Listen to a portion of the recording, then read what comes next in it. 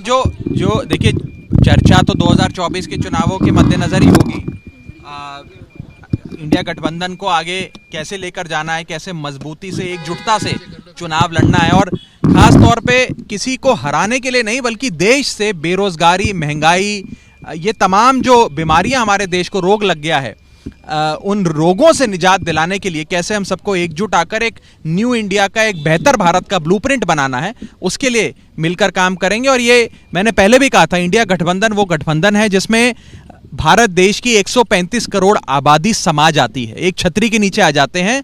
और इतनी सारी पार्टियों के, इतने सारे नेताओं के साथ आने से भारत की, मैं कहूँ, ये जो इंडिया नामक फूल है ये और खिल के निखरेगा। और हमारा यही प्रयास है कि 2024 में एक ऐसा ब्लूप्रिंट भारत को दिया जाए जिससे देश और अग्रसर हो और प्रोग्रेस करे, और हम महंगाई, बेरोजगारी, सामाजिक समरसता, इन सारे विषयों पर विस्तार से चर्चा करेंगे और फिर आपको बताएंगे। सर आप ब्लूप्रिंट की बात कर रहे हैं, लेकिन तमाम सरकार के जो नेता हैं, वरिष्ठ नेता हैं, वो सीधे आप लोगों को कह रहे हैं कि ये तो ठगबंधन है इन लोग। और जिस तरीके से इलेक्शन में रिजल्ट जो आए हैं सर, हम बीजेपी से ये उम्मीद नहीं करते कि वो इंडिया गठबंधन की वाहवाही करेगी। ये हमारे गठबंधन से वे इतना बौखला गए थे कि अभी 3-4 महीने तो हमारे गठबंधन के नाम से ही नहीं उभर पाए, सिर्फ हमारे नाम को लेकर ही वाद विवाद करते रहे।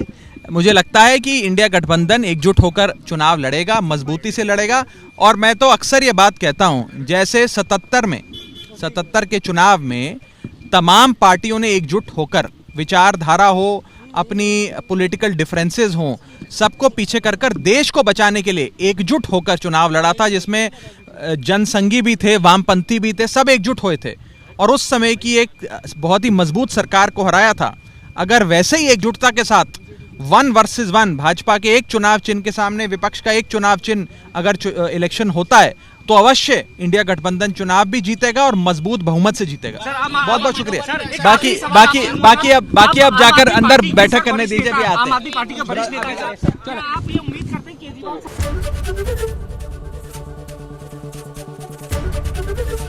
एबीपी गंगा, खबर आपकी, जुबान आपकी।